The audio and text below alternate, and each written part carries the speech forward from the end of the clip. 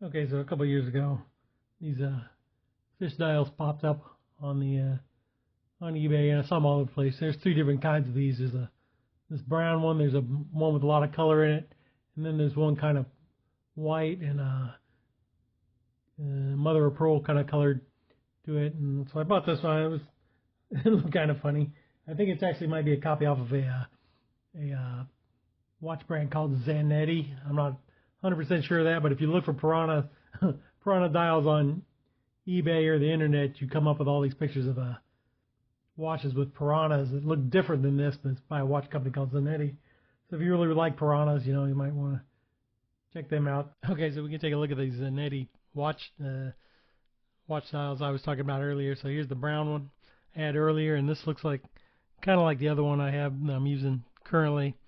But you can see they really like piranhas in their watches. And this is the colored one. I think this whole thing is loomed if you look up one of these. So here's one that looks pretty cool. Let's take a quick look at that one. See, that one looks pretty freaking tough for the same thing. I don't think I would have skeletonized the dial the way they do. It's kind of makes it kind of busy. It's a busy design, so you don't want to hollow out the back and add even more busyness to it. It doesn't really add anything to it for me. But one thing I would say is look at the size of this thing. This thing must be a monster on your wrist. So you got to be a big guy if you want to wear one of these. And you have to request a price if you want one of these. But I saw another website that these things go for about $6,000 on the other website. So who knows which model that was or whatever. But yeah, these things are pretty badass. So all right, let's go back to the build. But I got this, and I tried to make something out of it using this black sort of Sharpie piranha ring, whatever not piranha, but shark something bezel. And I got a black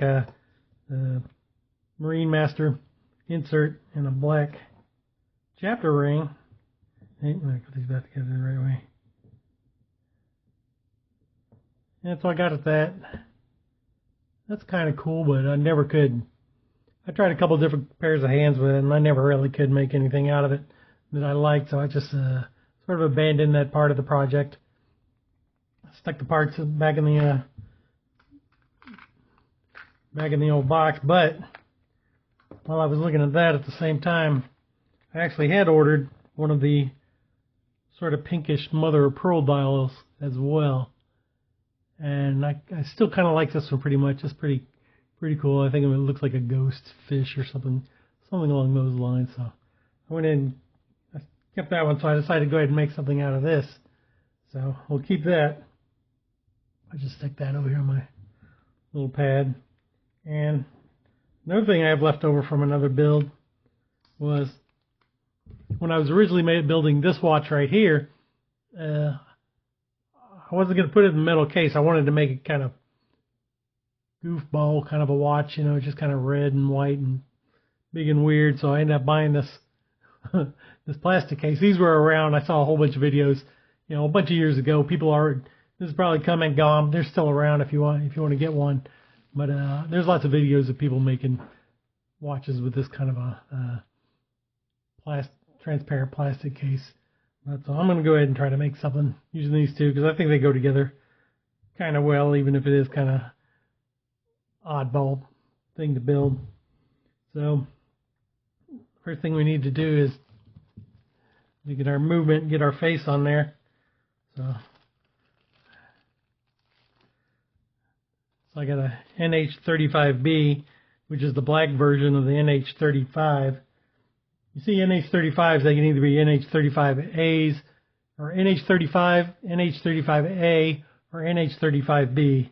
An NH35 and a 35A will both have a white date ring, but the NH35B will have a black date ring, just the same as the NH36 will have white day and date rings, and NH36B will have black day and date rings. But since this dial doesn't have a day or date window on it, it doesn't really matter what I use. I just had the 35B that I didn't really need for any other projects at the moment. So I'm just going to set that aside. And we need to get these teeth popped off of this back of this dial so we can get it to fit. So this is going to be, this case has a standard 3 o'clock dial, 3 o'clock crown. So we just have to line this up at 3 o'clock and take a look at it. Okay, back with the needle nose. Let me line this back up one more time, because if you mess it up, you have messed it up and you're done for. So line this up at 3 on the 3 o'clock. Take one more look. And I got my finger right next to the pin we actually need, which is this one right here. So I'm going to go ahead and get rid of this one. Sometimes you can cut these, but sometimes with needle nose, you can just kind of worry them back and forth. And then we'll break off.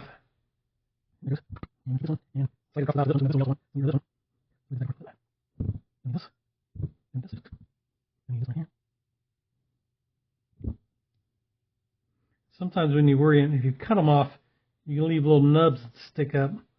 But when you worry them back and forth like that and get them to break off, you don't really leave much of a nub to have to worry about. I can feel a little teeny tiny something right here and a little something right there.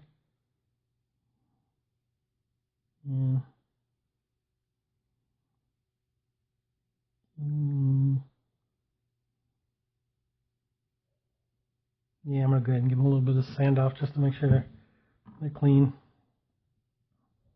Yeah.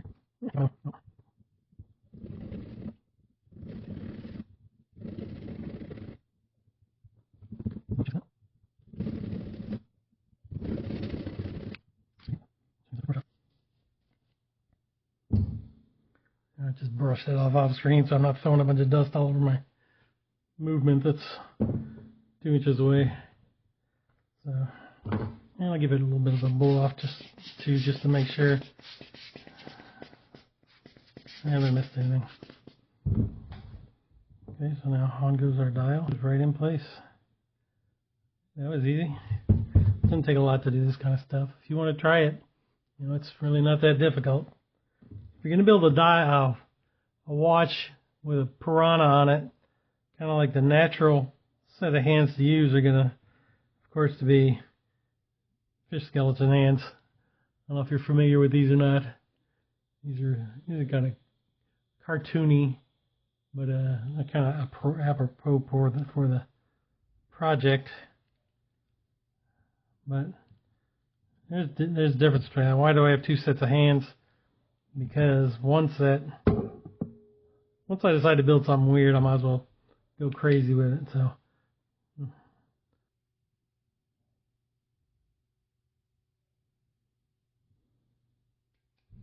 See, the expensive hands on this side, they only have lume in like the eyeballs of the fish skeletons, but the ones on this side, which are cheaper, are completely loomed. So what I'm going to end up doing is I'm going to use the loomed hands, the hour and the minute hands off of this side, and the second hand off of this side.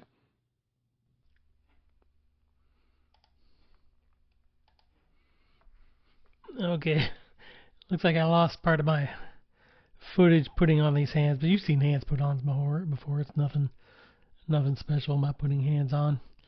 And I also seem to whack the audio as well for the rest of the video, so I'm going to have to narrate. So here it is, me putting on the second hands, and second hands are a little bit more finicky than putting on your regular hands, because you have to have them exactly lined up on top of that post and then squish them down, and sometimes they go and sometimes they won't, and sometimes it's easy and sometimes it's a piece of cake, sometimes they will not go on. So, but I got these hands on fairly well with no big issues, as I remember. Everything got lined up, and in between when I put on like hour hand or minute hand, I also take it over to my inspection scope and look at it sideways to make sure it's really level and parallel to the dial, just to make sure everything's even and not going to interfere with each other. So back to this plastic dial, this plastic case I bought with this thing, and you know, I went with the loom fish, and they're pretty cool, but this case has no loom on it at all. So I went back to eBay and found the good old loomed, the loomed model of the same case. So, oops, that's the being attacked function. So you can blind your attacker if you have to with your flashlight. So I got the case with the loom on it, so might as well go complete loom if you're going to. And later on I'll check the loom, but remember, loom isn't, everybody loves loom, loom is cool as you can get, but loom isn't supposed to be bright enough to navigate by or something. My idea behind loom is you wake up at 1 a.m. and you want to know what time it is. You can still reach over and grab your watch off of your nightstand and look at it, and your eyes will have been in the dark for so long, you can still make out the slightest bit of glow with the loomed hands. So it's really cool to have bright loom, but you use it for what you really need it for. And this loom actually did work. I woke up at like 4 o'clock in the morning a couple days after this, and the loom was still readable. I didn't think it would be that good, but it was still, top-notch loom. It's right here. What am I doing? I'm trying to put the stem in, or the size of the stem.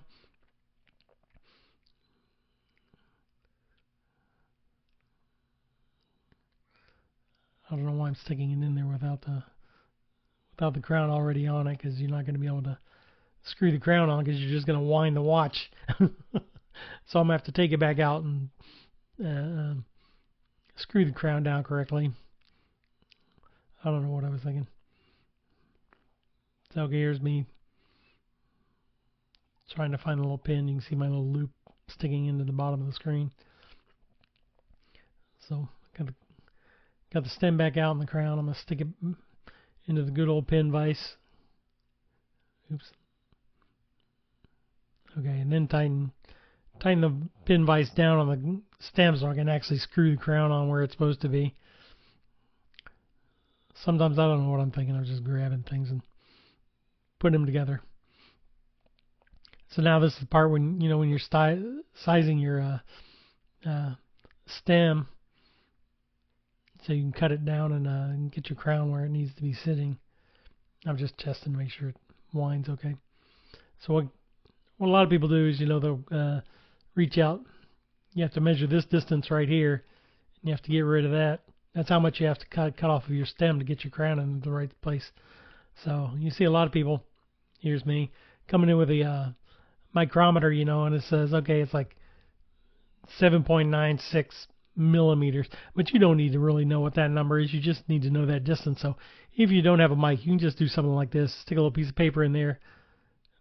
Make a mark on where the distance needs to end. And there's your measurement right there. You don't need to know how many millimeters it is or anything along those lines. You just need something to compare it to. And so then, as usual, I'm trying to look at this thing at an angle underneath the camera. So sometimes it's hard to see what I'm doing, but you can understand once you do this once or twice yourself. If you do it without a camera right over your workbench, it's a lot easier. So let me get this, tighten it down. Get this crown back off of here. Okay, wait a second, I'll pull this back up so you can see what I'm doing. Alright, there we go. Don't tighten it down too much. See? Now I just have to undo it again. Pull it out a little bit more. Alright, then you can just mark the stem where the cut needs to be. It's just like every other time you've ever sized the stem. Make a little mark. Then you got to see the mark on there. Then you get the cutters. I have to get in close with my eyeball in order to see where the line is. Cut the stem off.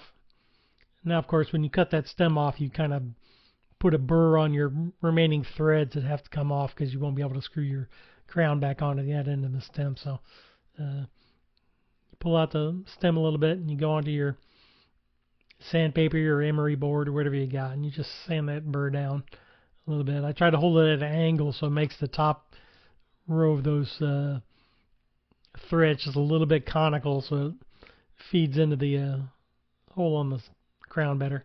And I just clean up the little sanding dust with a piece of Rodico. And we can go back in with the crown. Nope.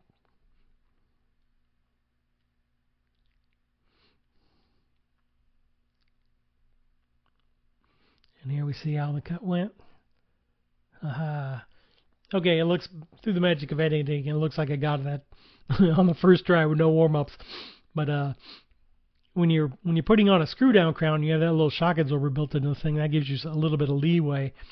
But if you have to put it exactly in a certain spot with no leeway in this instance, because this is a screw down crown, that was actually me taking it apart and recutting it and resanding it 4 different times until I got it to exactly the correct spot it needed to be. So,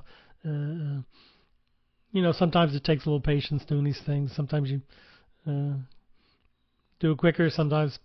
But like with these crowns, you never want to cut them too short, because then, the stem, you don't want to come too short, because then you're pretty dust. You have to get a new stem. But so it's always better to kind of cut off a little bit, sand it, and sneak up on the place you need it to be, rather than trying to hit it the first time and cutting it too short, because then you just messed up your stem. So here it is with a good old blue Loctite. So I can glue my crown down to my stem, so it won't come out when I wind it or try to set it someday. And then, whatever extra Loctite came out, I'm going to go ahead and clean it off with a little piece of Rodico. Alright, that's the stem cut. Let's get it in there. Perfect. Wind it up a little bit and make sure everything's set correctly. Let's put this thing back on. This little wavy washer, it came with the case. I'm not 100% sure what it's used for, if I'm even using it right. It's probably on the wrong side of the dial. But I put it in there, and what happened was, after a little while, it got in the way of the rotor, and the thing wouldn't wind up when you shook it. So I ended up taking that little wavy washer thing out and throwing it in the box, and I didn't need it. And so now I'm going to put the bracelet on, but I got to get these bars out of here. But you don't need a fancy tool to get these things out. Everybody else, my whole life, I've been taking these things out with a pocket knife, and it's never caused me any issues. You don't need a cool tool to get them out like that. If you put in a bracelet, it's harder to get like a knife in there or something to get them to pop out. But if you have like a leather band or something like that, you just stick a knife blade in there and pop those spring bars out pretty easily. Okay, so here I'm trying to put this thing in here, and it is the wrong size of the spring bar. I don't know where I got these spring bars, whether they came with this case or not, but they're bigger than I needed. They won't fit into this bracelet, so I'm just going to get these out of the way. Grab the little bag that the bracelet was sitting in. There they are, the correct size of spring bars. So let's just pop them out. Zerp, and they go perfectly. No problem. And you don't need a tool to put them in either. You just get the bottom set in its little hole. Get the bottom set in its little hole eventually. And then you just push down on it with your fingernail, and it'll slide up underneath there perfectly. And we can do the other side as well. So I tell you what, when I bought this bracelet, it seemed to me to be like a good idea, but in the end, the bracelet, I didn't really like the bracelet that much. It was a little bit visually too much. It's got all those little facets to it, and it just didn't suit me very well. And it's so plain. It's like the color of the dial. You can't really see it here very well, but it's kind of like a light pink. And here's something weird. Whoever built a watch and then had it set at the exact perfect time when they got done building it, so I was only off. Somehow I was off by like 1 minute. So here I am just setting it on my other watch. But the dial on that fish dial, it's really light kind of colored. It's kind of pink and purple, and it's mother of pearl, so it changes color depending on which which direction the light's coming from, and I really didn't. When I put it on with this bracelet, the thing just has no color. It's kind of washed out looking, and I really wasn't that happy about it. I was like, man, this thing is pretty plain. I was trying to convince myself that I liked it, and it wasn't. It was just really plain. It's hard to describe, It doesn't have any pop, It's just kind of boring, more or less. So let's go ahead and do a quick lume check. And I first when I filmed this, I was talking. I was like, this lume looks great, but it's never going to look that great again. But then, like I said, a couple days later, I saw it at like 4 o'clock in the morning, and it was still glowing. So even though these hands were like $6 or $9, and that case was like 15, that is some glowy freaking lume on there. So here's I'm doing a new wrist check out of the canal, and in the sunlight it looks a lot better. I got rid of that bracelet, and I got this purple band for it, and it really matches with the pinkish purple of the background of the dial and the kind of pearl of the actual Piranha itself. So if you build something and you don't think it's quite what you want, try something else. Stick another band on it. You can try some different hands or a different case or anything. It's just a watch. So all right, good luck.